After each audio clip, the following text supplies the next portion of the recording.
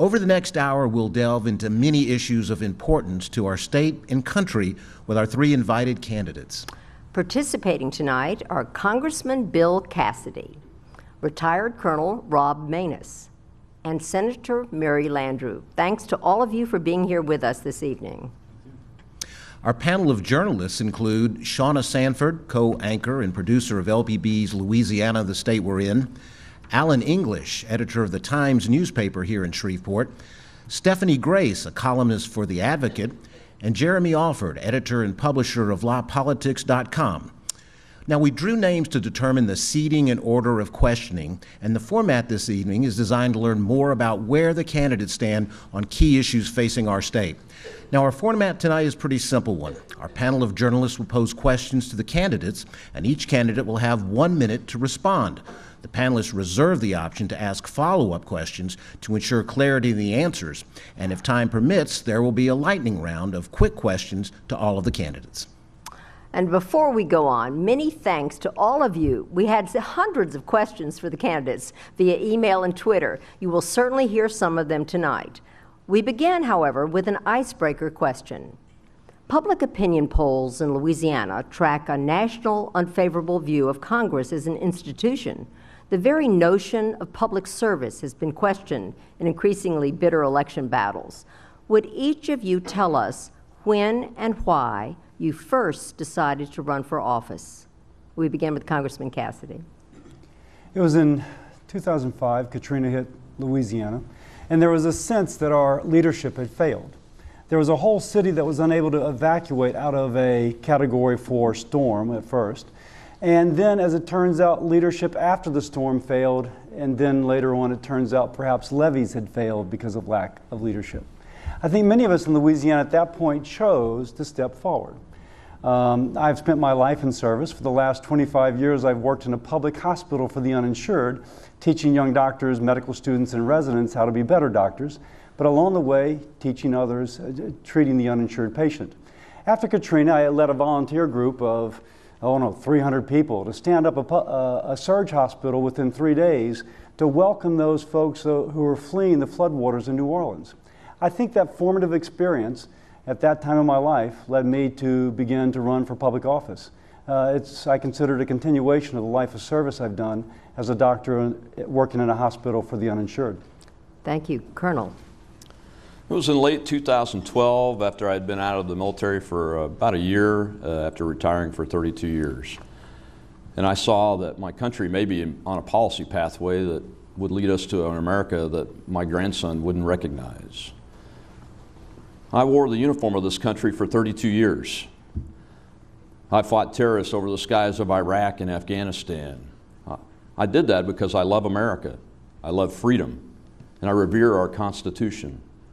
America is the last great hope on earth. And this election, to me, is not about power. It's about restoring our country.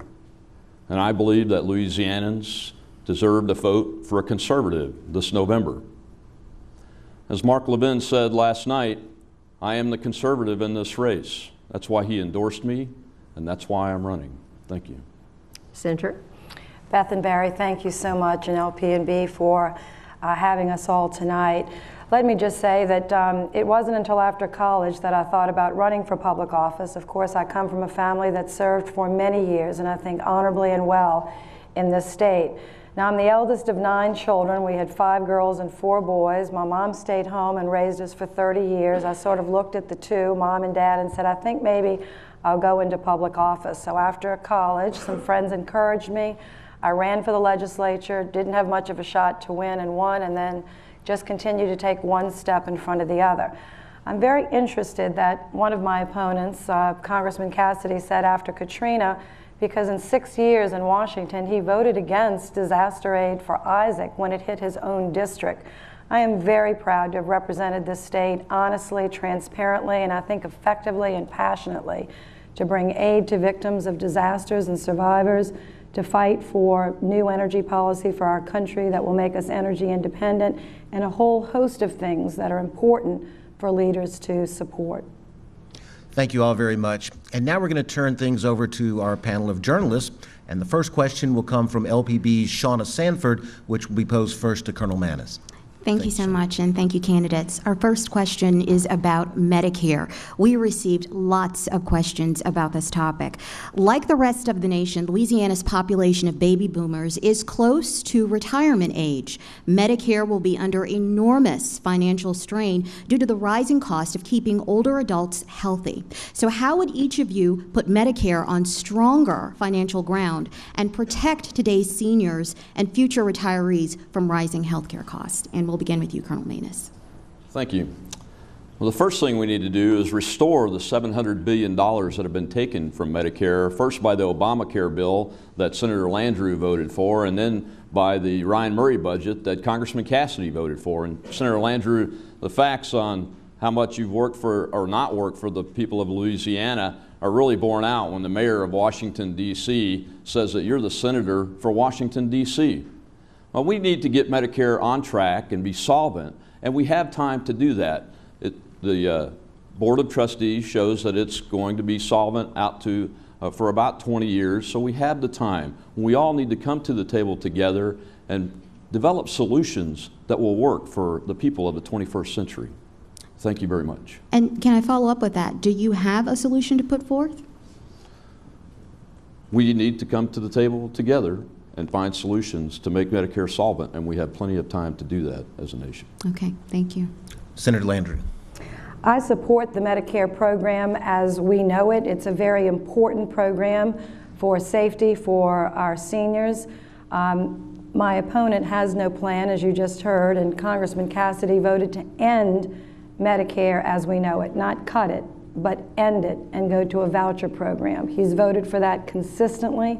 One of the reasons why he's just showed up for the first time to this debate, because for 18 months he's been running away from his record, which I hope will get out tonight. I voted for $700 million in efficiencies for the Medicare program, the same vote that John McCain took, who was campaigning with him yesterday, put that money back into the Medicare program to strengthen it and extended the life of the trust fund by, I think, about 12 years. Now, you're right, there's still strain on the Medicare budget, but I support the program as it is, and I also believe that other people, particularly people that work that are under 65, deserve health care, and we'll talk more about that later tonight. Congressman Cassidy. Yeah, I'm a doc who's been working in a public hospital for the uninsured. Oftentimes, the only coverage my patients had was Medicare. My mother lives with us, she's 92 years old. I know the importance of Medicare. Now that said, Obama, when Senator Landrieu cast the deciding vote for Obamacare, it took $700 billion out of Medicare. It didn't put it back into Medicare, and there's going to be some questions of fact. We'll be posting on our website, billcassidy.com, documentation for what I'm saying. It took $700 billion out and spent it elsewhere. It did not return it to the trust fund. On the other hand, about 20 years ago, John Breaux, Louisiana's own senator, came up with a bipartisan plan to save Medicare. Paul Ryan and Ron Wyden, bipartisan, dusted it off, brought it back up. It isn't a voucher system, it's like Medicare Part D. 85% of seniors like Medicare Part D. If you want to keep traditional Medicare, you can, but if you wish, you can choose another plan of your choice. It has been estimated by CBO to save money for beneficiaries and also to save money for the Medicare Trust Fund. It's a good bipartisan John Breaux plan. Thank you. All right, we're going to move on to Alan English. Alan, you have another question, and you begin with Senator Landrieu. Great. We're glad to see you all here in Northwest Louisiana gathered like this, so thank you for being here. Ryan is one of many viewers who submitted questions for tonight, and a number of questions centered on foreign security. And here are three packed together as one question. They could be yes, no, but we're looking for you to explain out what your position is. First, do you agree with President Obama's military strategy against ISIS? Secondly, has the President overstepped his authority? And third, will you authorize the use of ground troops if that time comes? Senator Landrieu. ISIS should be destroyed, and we need to do everything we can to eliminate it. It's a very, very serious threat, not only against the United States, but the region, which is an important region of our interest. Secondly, I do support the airstrikes against ISIS and believe that all presidents should have the authority to act when they believe that America is in danger. And thirdly, I would support the use of force. I think I would stop short at this point for boots on the ground. I think that we have made such enormous sacrifices in that part of the world. America must continue to lead. We have to be strong. We've got to work with our coalition partners. But I would support the use of force. ISIS is a threat, and it must be eliminated. Dr. Cassidy? Yes. First, the president has not presented a strategy, and the president so far has failed. He pulled troops from Iraq, even though he was suggested by his generals that he keep them there. As ISIS, he missed the warnings a year and a half ago of the gathering ISIS strength. As they began to invade Iraq, he called them the JV team. And then when they captured a weapons depot, instead of immediately bombing the depot, he waited, allowing ISIS to distribute those weapons across the region. Now, he has no strategy. So what we've had presented to us are the beginnings of a plan. I support this plan because it's the only plan out there. I'm not sure it's going to be adequate. They flew 93 sorties recently, and on the opening days of Desert Storm, I believe they flew 2,000 sorties in one day. That said, if he presents a plan involving our troops, I would have to look at it. I don't trust this president. I think he's a very poor commander-in-chief, and before I commit our young men and women overseas, I would like to see what his strategy actually is. Okay, quick follow-up. Do you think he's overstepped his authority? So far, what he's doing now was authorized by Congress for the initial steps he's done. If he goes forward, I would expect him to come back to Congress to get additional authorization. Colonel Maness? I flew in Operation Desert Storm, and that was an air campaign, Congressman. That was an air campaign that was part of a larger wartime strategy, so you're absolutely right. We need to have an air campaign that's connected to a strategy. This president has not presented us with a strategy. He's not defined the objectives of his operation. He has not defined success, and he has not defined an exit strategy, and that puts American sons and daughters in great danger while they're in harm's way. He has overstepped his authority. He should be engaging Congress. As a matter of fact, Congress has given him a blank check to fight an undeclared war in an offensive manner, and the two members of Congress that are sitting next to me should be back in Washington calling for a debate in Congress instead of allowing a recess to occur to wait and kick the can down the road. A declaration of war needs to be satisfied or not, and we need to figure out how to pay for this war because we can't continue to put these things on a credit card. Would I authorize ground troops? If the president could come in and satisfy all those questions and address the exit strategy and address the need for it and show us how he's put a coalition, and maybe the Arab nations will step up, maybe the Kurds will step up, maybe the Free Syrian Army, whoever they are, might step up. But eventually, ground forces will be needed. Thank you. We turn now to Stephanie Grace, and she will pose a question to Congressman Cassidy. Congressman Cassidy and fellow panelists, we heard from a lot of viewers also about health care, not surprisingly, including Mr. David Lindenfeld. His question is specific, actually, to Congressman Cassidy and Colonel Maness. He notes that both of you have opposed the Affordable Care Act, yet it includes popular provisions such as required coverage for pre-existing conditions. Do you favor this coverage? And if so, how do you propose to pay for it without an individual mandate? Mm-hmm. And for Senator LANDRIEU, you've defended your vote for the Affordable Care Act, even though you say it's far from perfect. What aspect of the health care law would you change? Yeah, as a physician, I oppose the Affordable Care Act. I have found that when the patient has the power, the system lines up to serve the patient. However, when a bureaucrat has the power, it lines up to serve the bureaucrat. As it turns out, it is a bureaucrat telling people what they must purchase. Here I have a rate sheet. Somebody whose insurance just renewed. It went from $725 per month to $1,200 per month, a 66% increase. Now, Blue Cross this past week is increasing rates by 20%. So clearly, this is the Unaffordable Health Care Act. How do you address pre-existing conditions? Republicans have proposed that all people will get everyone in the nation will get a tax credit only to be used for purchasing health insurance. If an insurance company received part of this tax credit, they would be required to give everybody of the same age the same rate. It doesn't matter if you've had a liver transplant, you would still get the same age-rated premium. By that way, we take care of pre-existings and we give the patient the power. By the way, different than the health care law that Senator LANDRIEU was the deciding vote for. Colonel Maness? I've said it before and I'll say it again. The Affordable Care Act, Obamacare, is an abomination, and we don't need to not only repeal it and defund it, but pull it out by the roots. Now, my plan, it turns to the free market for solutions. First of all, consumers should be okay and allowed to buy insurance that fits their stage of life and what they need. A man who's not going to have a baby shouldn't be forced to buy maternity care insurance. State programs before Obamacare came into existence were responsible for health insurance, and we should return to that. We should be able to cross state lines and purchase insurance. That increases the market, increases competition, and drives costs down and keeps costs low.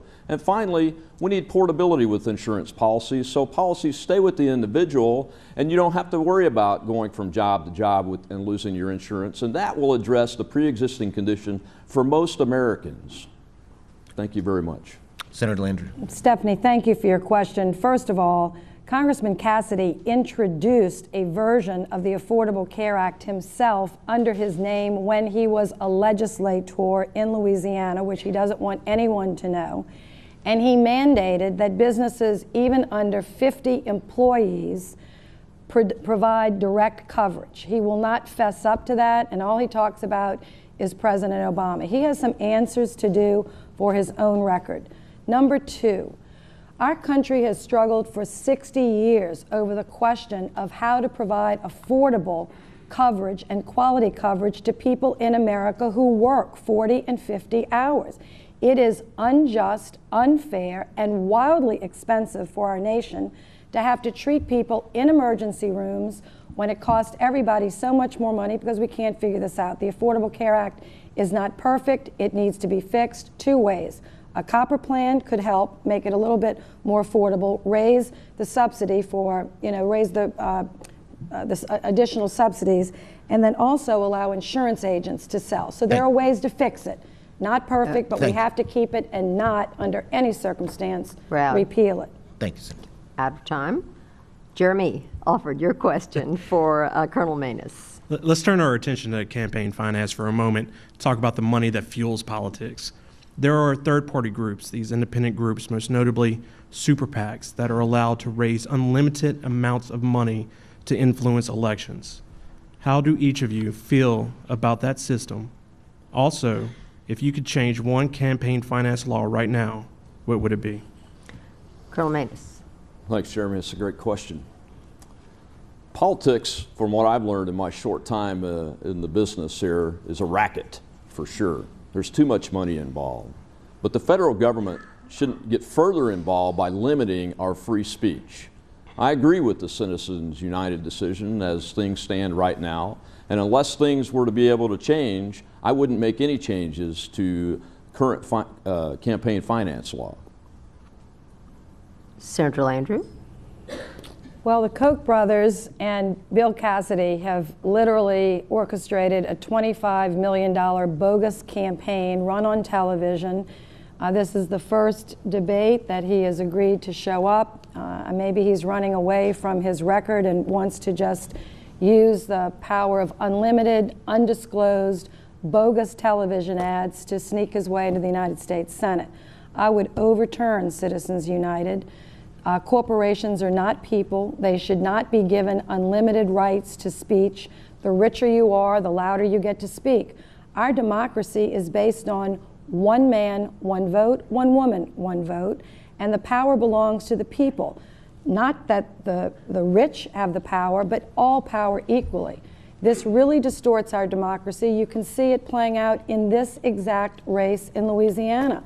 I want to run on my record of 18 years. I'm proud of my record. It's hard to get your voice over those bogus ads, and something needs to change. Congressman Cassidy. Boy, it's kind of ironic. If anyone noticed, they were outspending our campaign, their side, about 5-1 before Labor Day. And obviously, let's just be honest.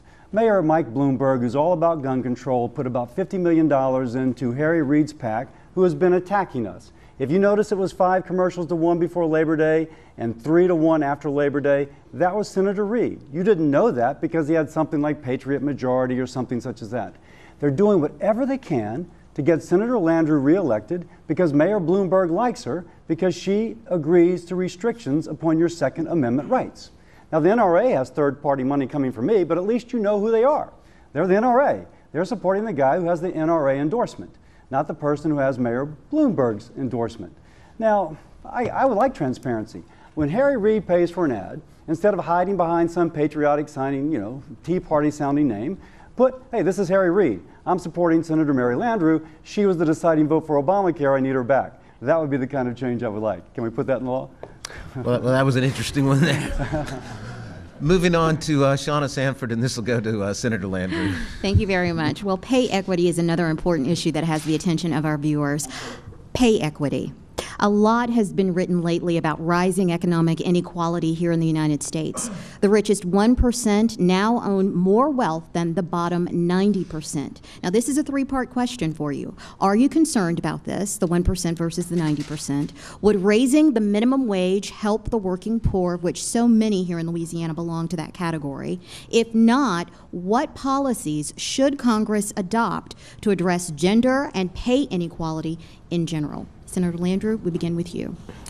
Yes, I'm very concerned about the inequity in the population of the United States, and we all should be, because this country is founded on a strong middle class, and we've really got to think carefully about how to grow this middle class. As president, as chair of the Energy Committee, and as a leader in many areas, I'm looking forward to using my clout to help build a stronger middle class.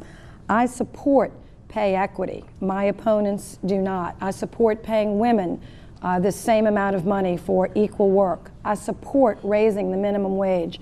My opponents do not. There are so many women that children depend on their salaries as well as their love and support. They depend on the money they bring home for their well-being. I think it's really almost criminal that my opponents will not support the increase in the minimum wage.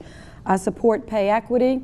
Women are still making about 67 cents on the dollar. For African American women, it's even lower. These are things that we can do now to help strengthen the middle class, close that equity gap. Congressman Cassidy. Yeah, of course. Under this president, income inequality has increased. If you own stock with this president, you've made a lot of money. If you are in the lowest fifth of wage earners, you've lost. Under Obamacare, it's very clearly established that low-income workers, the bottom fifth, if you will, have had their hours reduced from 40 to 30 or even laid off as employers have worked to avoid the penalties of Obamacare. In Lincoln Parish, the school board recently took 400 lower-wage custodial and food service workers and converted them from full-time to part-time, explicitly because the school board did not have the tax base to pay the penalties of Obamacare. Now, if we want to do something about income inequality, we should repeal Obamacare and restore full employment. What laws can we pass? Right now, the best way to increase wages for those that are less wealthy is through using America's natural resources like oil and gas. We need to get out of the way, use our energy resources, create these good-paying energy jobs. Colonel Maness. Well, first of all, there these guys go again. You know, that last question, they're both complaining about the corporate dollars in their campaign war chest, and I'm supported by 41,000 individual donors. You know, and that's the incumbent protection racket that I was talking about. But pay equity. I'm proud to have served with women in the United States Air Force for 30+ years that got equal pay to me, and I absolutely support equal pay for women and equal pay for equal work. But that's not the issue here. The issue is we have a law on the books that needs to be enforced. The Equal Pay Act needs to be enforced. I'm not for a national minimum wage raise, but I've stated before that I believe that should be at the state level, and elected leaders at the state and the voters at the state should be able to experiment with setting a minimum wage under their conditions, and that could help the working poor in this state. Thank you. I'd like to follow up. Congressman Cassidy, you're on record as voting against the Lilly Ledbetter Fair Pay Act and the Paycheck Fairness Act. Why? Since you say you believe in pay equity. Yes. The 1963 pay equity bill, I think it is, and the 1964 Civil Rights Act already outlaws discrimination between gender and race on how you pay somebody. The Lilly Ledbetter Act is actually a trial attorney bailout bill. If you will, a small businesswoman who bought her business from another can be sued decades later for things that allegedly occurred under a previous owner. That is wrong. It is wrong for that owner, and I oppose that bill. Thank you. All right, our next question, Alan. Thank You you. have it. As we sit on Centenary College campus tonight, we can't ignore the pressing issue of student loan debt. It certainly has attention of Michael Byers and others who submitted questions. I mean, the budgets of colleges and universities, public and private, you know, they're under strain and stress. We've seen major changes in the last couple of years. But consequently, students are paying higher tuition, and the costs just cause them to graduate into debt. How are you going to address this problem? Dr. Cassidy, Oh, am I first? you're first. Oh, you know, I teach with LSU, so I still teach. I still, on Tuesday mornings when I'm not involved with official duties, I still teach. So I'm aware that student loan debt is a major problem. Part of it, though, is that as the amount of money available increases, universities increase their tuition. The other, and that's been well documented. The other part, there's a lot of fraud in some of the programs, such as the Pell Grant. Over $1 billion a year is thought to be lost in fraud due to Pell Grants. Now, if we can, one, somehow figure out how to keep the universities from always raising the price whenever more money becomes available to borrow, and then secondly, eliminate the fraud, we can redirect those dollars to those that need it. Now, but we also have to say part of the problem as well is these students are graduating into job markets which are awful. They can't pay back their loan because they can't earn money. We need a better economy than the Obama and the Obamacare economy. Senator LANDRIEU, when she voted for Obamacare, a central vote, in a sense put a wet blanket over that economy. If we repeal that, they'll have more job opportunity. You're out of time. Colonel Maness. Unemployment rates for college graduates are sky high.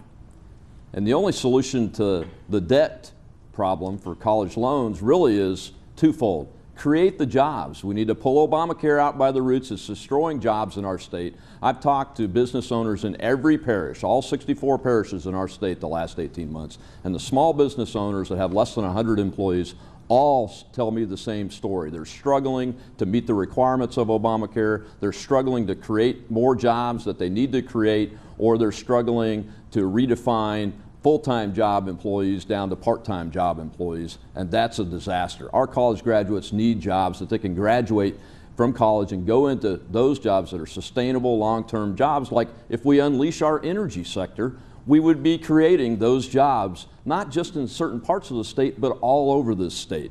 And that's what our college graduates need. But I've also supported the HERO Act, the Higher Education Reform Opportunity Act, that will spread accreditation decisions out to the states and increase the market and competition and drive costs down. You're out of time.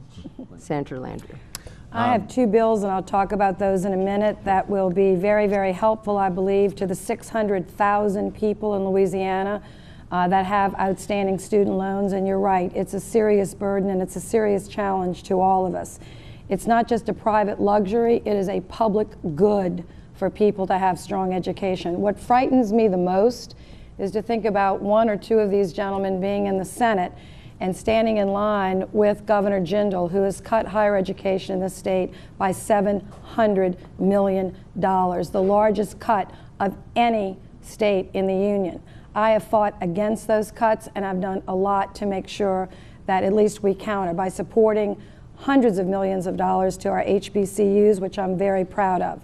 My passport to the middle class would mandate a lowering of the student loan. You can refinance your house, your car, you should be able to refinance your student loan, save each student $8,000. Number two, double Pell Grants. They're now worth less than 30% of the value when they were first passed. Neither one of them have supported my bill. They should. All right. Yeah, I have one quick follow-up for Congressman Cassidy.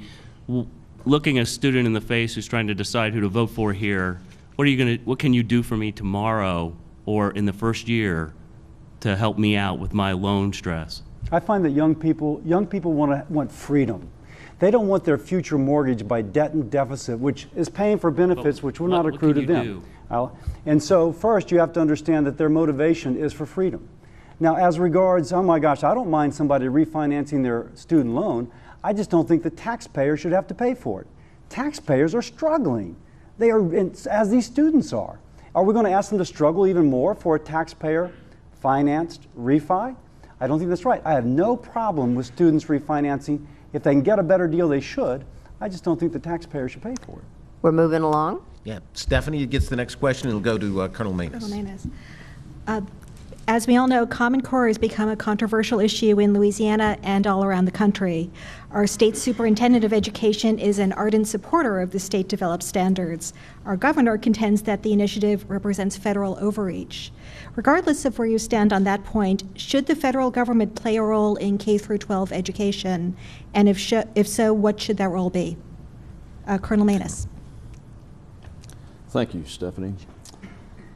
The Constitution has no role for education in K-12 for the federal government. And I believe the Department of Education at the federal level should be dismantled. And I believe Common Core, which I'm opposed to completely, is a system that's being imposed at the federal level with a national testing standards and standards system that's unacceptable for the parents, teachers, and local elected officials. And that's where, if the federal government wants to play a role, block grant the dollars down to the state, local, and officials and the parents to use those dollars as they see fit to help their children in their education.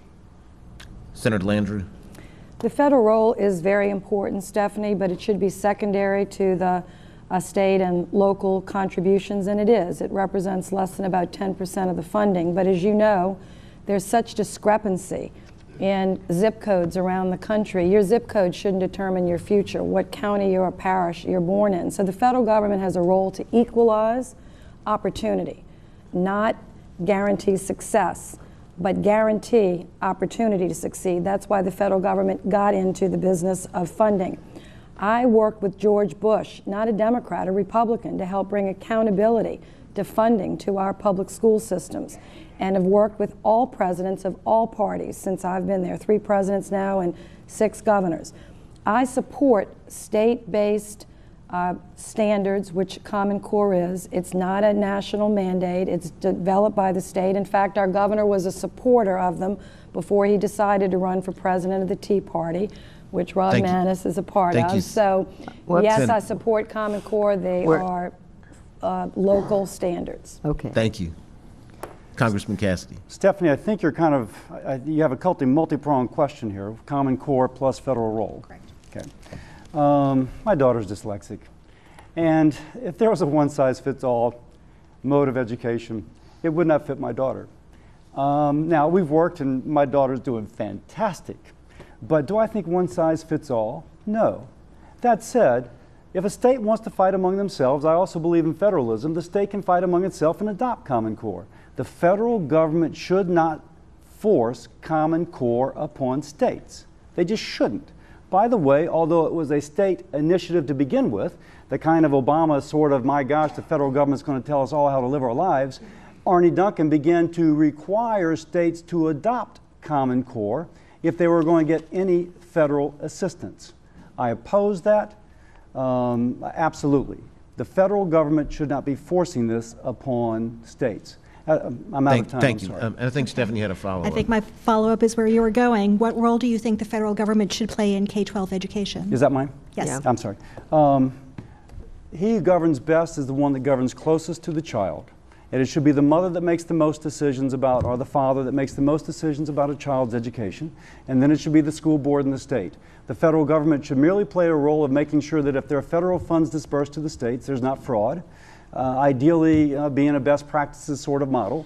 As it turns out now, the federal government will pick and choose as to what programs to endorse. I think that's wrong. All right, Jeremy, you have the next question, and you begin with Senator Landrieu. Senator, some of the most contentious issues debated on the Hill involve the federal budget and spending bills. Tell us what you believe to be the key federal funding areas for Louisiana that need to be protected. Also, if it comes up in the next term, and it looks like it may very well, would you vote in favor or against raising the debt ceiling? First of all, disaster funding is very important, and I've been the leader of disaster funding in the Congress, both for our recovery here on the Gulf Coast and for help with Sandy as well and other disasters around the country. My opponent, Congressman Cassidy, voted against funding for his own district when Isaac hit.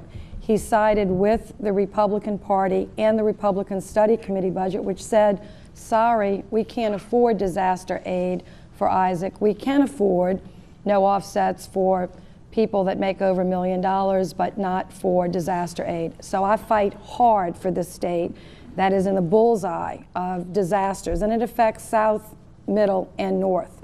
I also think that revenue sharing is an important thing to fight for. I have secured it as a junior member of the Energy Committee. I'm now chair of the Energy Committee. That funding must be protected. We need to save our coast, we need to build energy jobs, and that's what's at stake in this election. Thank you. Thank you, Senator. Would you also vote in favor or against raising the debt ceiling? I voted for America to pay its bills. My opponent did not. He also voted to shut the government down. I did not. That's a big difference in our records. Thank you. Dr. Cassidy. Yeah, let's set the record straight. I voted for Hurricane Sandy funding. What I didn't vote for, about $30 billion. What I didn't vote for was what was added on top of that, which was not related to Hurricane Sandy funding. By the way, Governor Cuomo used that money to run radio ads enticing businesses from other states to move to New York. That's not quite the best use of taxpayer dollars from Louisiana. And the disaster relief she speaks of, Isaac was not mentioned in that disaster relief bill. That said, as we're going to speak about revenue sharing, that was actually Pete Domici's bill, and which Bobby Jindal worked on the House side. I've also think carefully about that. I actually passed a bill in the House of Representatives that would almost double what Louisiana would receive from revenue sharing. It was bipartisan, from drilling on the Outer Continental Shelf. Bipartisan, went to the Senate, was not even considered. Senator Landrieu's bill, she didn't bring up either. Harry Reid and the administration both said they were against it. It never came to vote. If she'd taken my bill and passed it, it could have been signed into law. As it turns out, not even her bill was considered, and certainly not mine. I would protect that funding. And if given the chance, yes. I've said before to my constituents, and I'll say again, I'll vote for any debt ceiling deal that actually begins to address the debt ceiling problem. If it lowers our indebtedness, I will vote for a debt ceiling deal. If you cut up the credit cards, you still eat. But if you're going to keep those credit cards open, my gosh, I'm not going to do that. Colonel Maness. Let's take the debt ceiling first. I'm not going to vote to raise the debt ceiling. We're $17.5 trillion in debt, and that's at national crisis levels. And both of my opponents have voted to raise the debt ceiling consistently previously. But as far as disaster funding goes, absolutely, we should make sure that disaster funding gets taken care of. That's why I proposed a standing disaster fund so dollars would flow immediately to victims of disasters so that there wouldn't be this debating and Washington nonsense like what happened with the Katrina bill, which had a $50 million indoor rainforest in it for Iowa. Now, why did the people in Louisiana have to wait to get aid because of that? There is no reason that anybody can justify for that waiting time. So let's get a standing disaster fund together for the people of Louisiana and make sure that they get their aid immediately. As far as protecting our coastline, Louisiana's coastline is the most important in the nation. And you know what, Senator Landrieu, the president's policies are on the ballot and they're in your person. And you know, we talked about energy jobs a moment ago, and they're hurting energy jobs. Thank you very much. You're out of time. All right.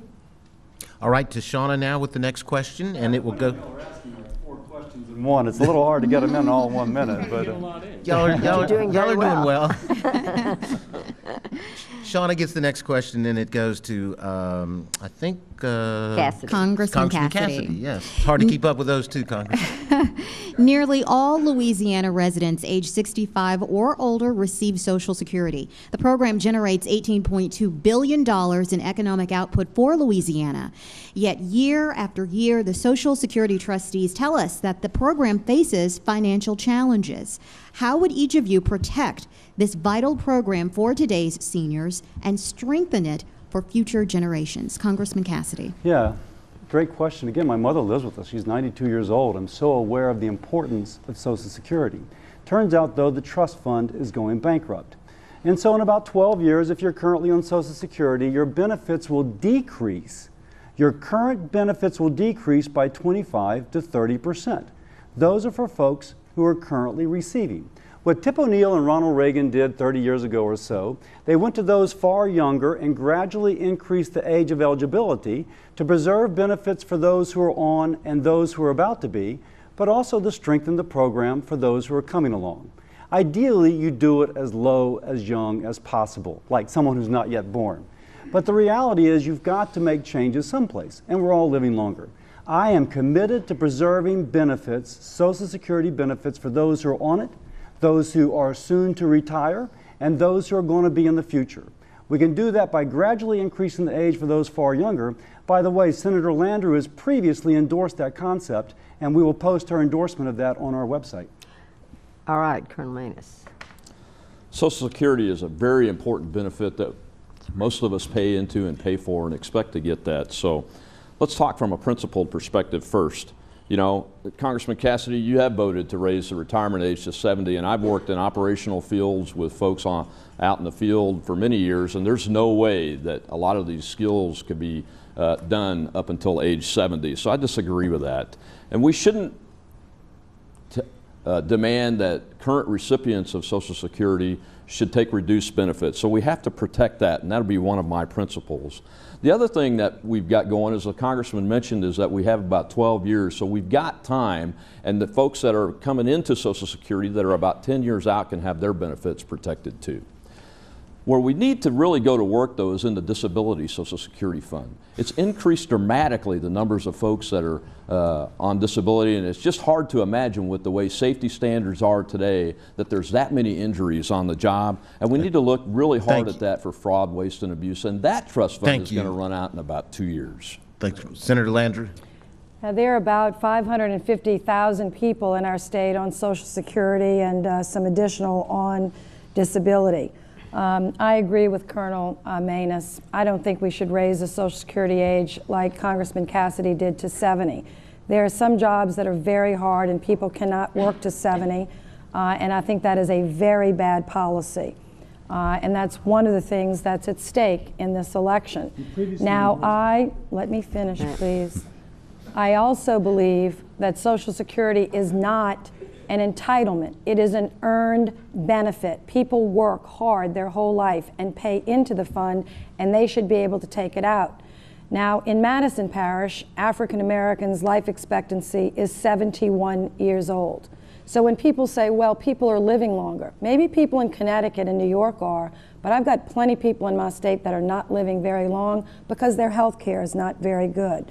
So I'm not raising the Social Security age. Thank you. And I think Shauna had a follow-up. Well, I do, because raising the age has come up by Senator Landrieu and also Colonel Maness. So, Congressman Cassidy, I'd like for you to respond to that. We got a lot of questions from our viewers as well about your wanting to raise the age to 70. Yeah, again, this was previously done by Tip O'Neill and Ronald Reagan, and the fact that people don't talk about it is because it happened so it just didn't hurt anybody. If you pick an age in which someone, say, 40 now, and they would become eligible at 67 in a month. If they're 39, they become eligible at 67 in 2 months. If they're 30, you see where I'm going with this, down to 30 and 67 in 10 months. In so doing, they have time to plan for their change in retirement, but for those who are currently on, those about to be, nothing changes. It preserves the program as opposed to them having decreased benefits. I think we're out of time. For 25 Sorry years. about that. All right, now here's a question, Alan, I know that everyone will probably want to answer, right? Colonel Maness first. So. Yes. Since this debate is being held in Shreveport, Bossier City area, home of Barksdale Air Force Base, what have you done and what will you do to keep Barksdale, Fort Polk Army Base, and Belle Chase Naval Base, all critical to Louisiana's economy, viable and off the base closing list? And let me add, as safe as you might feel any one day, the next day you could be the target of a budget cut. So, Colonel Maness. That's a great question. Well, what I've actually done for Barksdale is help create Air Force Global Strike Command as its first deputy director of programming and requirements. So I helped establish the first budget and shepherd it through the approval process. And my team wrote the first 25-year strategic plan that it's operating under today.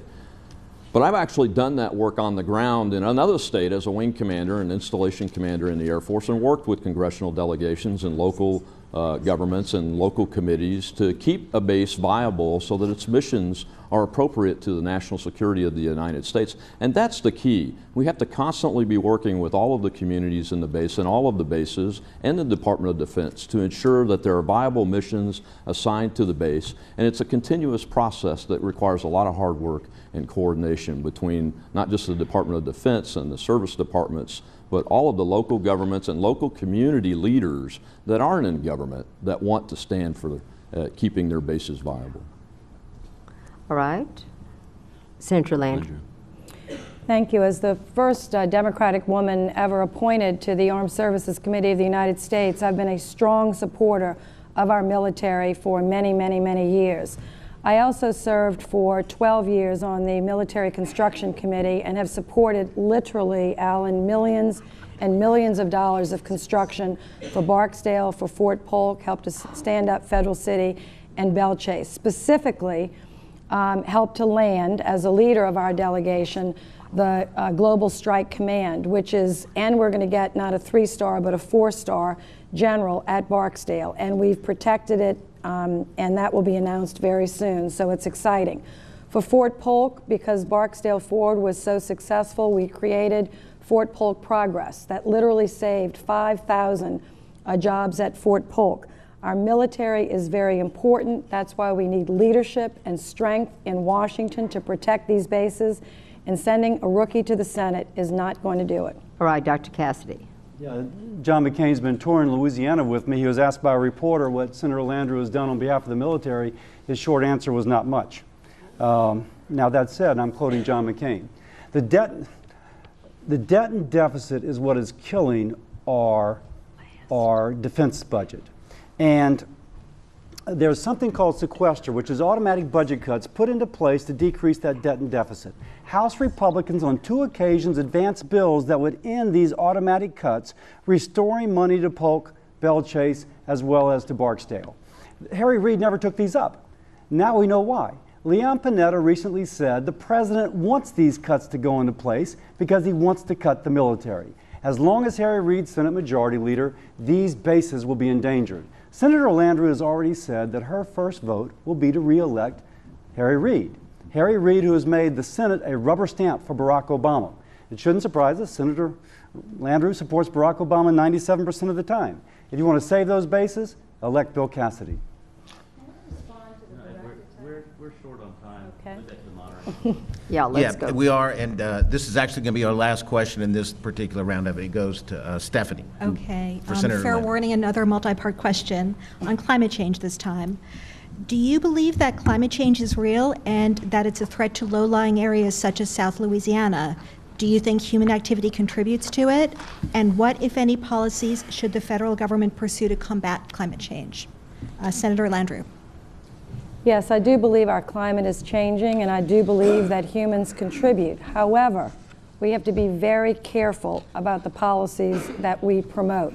I am a strong supporter of fossil fuels. Yes, natural gas particularly, because it is a 50% cleaner burning fuel. We have 200 years of it. America could do itself a great service and great security, increase our security by promoting more domestic energy exploration and production. And I've been a strong supporter. I opened up 8 million new acres in the Gulf. I have secured expedited permits on Western lands. I do not agree with President Obama on his energy policies. I've now served with 3 presidents and 6 governors. I have had disagreements as well as support for some of their policies. We have to be careful about what we do, but we can build a strong energy future with Canada and Mexico and be energy independent. Thank you, Senator. Dr. Cassidy. Global temperatures have not risen for 15 years, so there might be climate change, but we're not seeing that reflected in temperatures. We are losing our coastline, but that is relative sea level rise. If you compare, that's related to our levees on our river taking needed sediment from restoring our coast, as well as other factors that cause the land to sink as much as water rising. For example, in Florida, they've hardly seen any rising of the water relative to the beach. we've had far more. So really, if you want to preserve our coastline, I'm not sure that climate change is the issue as much as it is getting that sediment out of the Mississippi River, putting it out into the marshes where it can rebuild. That is what is important. As regards Senator Landrieu's support for the energy industry, I'll point out that her first vote is for Senator Harry Reid. Senator Harry Reid will never allow a pro-oil and gas jobs bill to come to the floor of the Senate. And she's already said that would be her first vote. All right. Colonel Maness. Well, it's evident that warming around the globe has occurred over the last 100 years, but there hasn't been anything seen in the last 16 years, some say even in the last 19 years, or even 26 years. So I think we've got a lot more to learn about climate and what makes it change. I know the President and Senator Landrieu's policy is that we need urgent action on climate change, but you know, if we don't really know how the climate changes and we're not seeing any warming, I think that leaves that in doubt. And there are much more urgent priorities like eliminating ISIS, energy independence that both of my opponents spoke about, and getting our stagnant economy going again so our college graduates actually have long-term, sustainable, well-paying jobs to go to pay off those student loans. Thank you very much. All right, we have time for just a few yes and no lightning round questions, one-word answers, and we have a lot of them. We're only going to give you 3. So, and we're going to begin with you, Dr. Cassidy.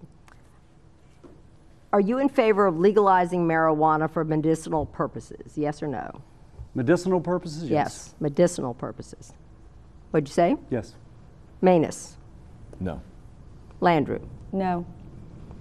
Is health care a fundamental right? Then we'll start with Dr. Cassidy again. Yes. No. You said no? Mm-hmm. Yes.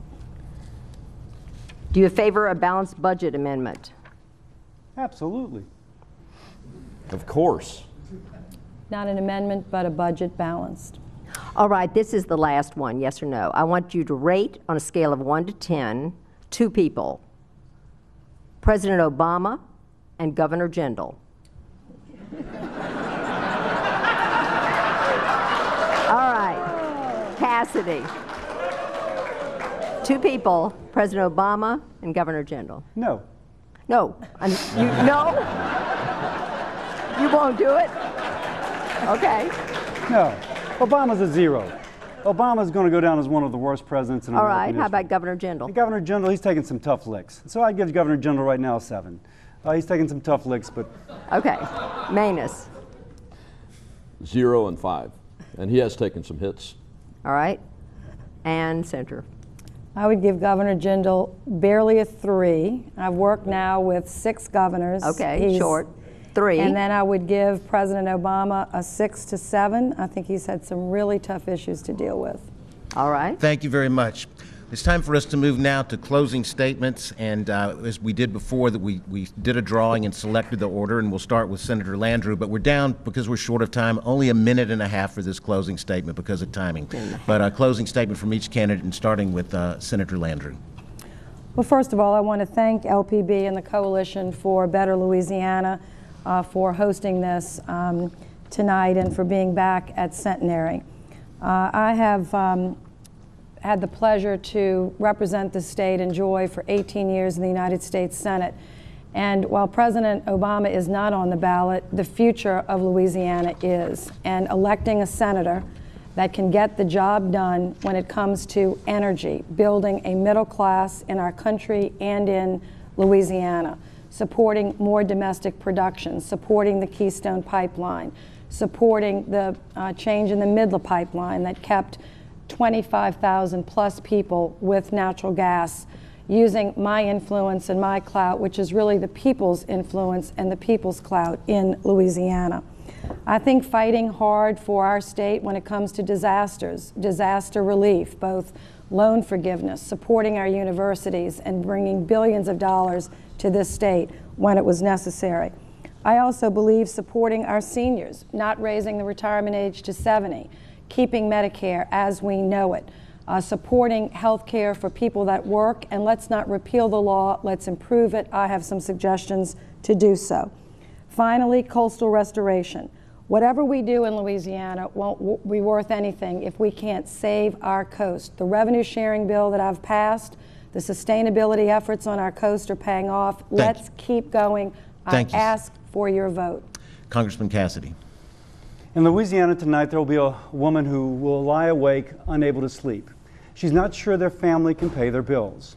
She's seen her gasoline, her groceries, her utilities, all those bills going up, and now a 20% increase in her health care premium due to the Unaffordable Care Act. This is not despite President Obama's agenda. It is because of that agenda, an agenda that Senator LANDRIEU supports 97% of the time. She represents Barack Obama. I represent you. For 25 years, I've worked in a hospital for the uninsured, caring for families who had nothing, or at least very little. I've set up vaccination programs to vaccinate children at school, 36,000 against hepatitis B, at the school so the mom didn't have to miss work, nor the child miss school at no cost to the child or to the school system. I have been serving families like that for 25 years. When you walk into the voting booth, November the 4th, think about that family. It might be yours. Do you want Senator LANDRIEU to complete Barack Obama's agenda? If so, vote for her. If you want someone who's going to push to repeal and replace Obamacare, who's going to push for an energy policy to create better jobs and better benefits so that family has better wages, if you want someone who wants Washington to serve you instead of you serving Washington, D.C., then vote Bill Cassidy. Thank you. Thank you. Colonel Maness. I'd like to thank the Coalition and Louisiana Public Broadcasting and Centenary College for hosting this event tonight and the opportunity to participate. I've never run for office before, so many Louisianans don't know me. I'm the son of a hard-boiled Air Force Master Sergeant. At 17, I enlisted myself. I rose through the ranks, went to night school, and became an officer and an aviator. I've fought America's enemies in the skies over Iraq and Afghanistan. I've chased terrorists on secret missions in countries I can't name. I've commanded America's finest young men and women in life and death situations. And our country honored me with a Bronze Star for leadership. But our future is in danger from poor leadership by career politicians. If our leaders could anchor themselves more to the people they serve and be more devoted to our Constitution, we could put America back on track. Instead of decline, we could claim an American Renaissance and a new century of greatness. My belief that America is our last best hope sustained me throughout my years of service. And I believe that our best days can still be ahead of us if our people will just rise up and make their voices heard. I'm offering my service and asking for your vote to create a government that's once again worthy of the American people. I love you. I love God. God bless Louisiana and these United States, and thank you very much. Well, thank you all for participating, and thank you, panelists.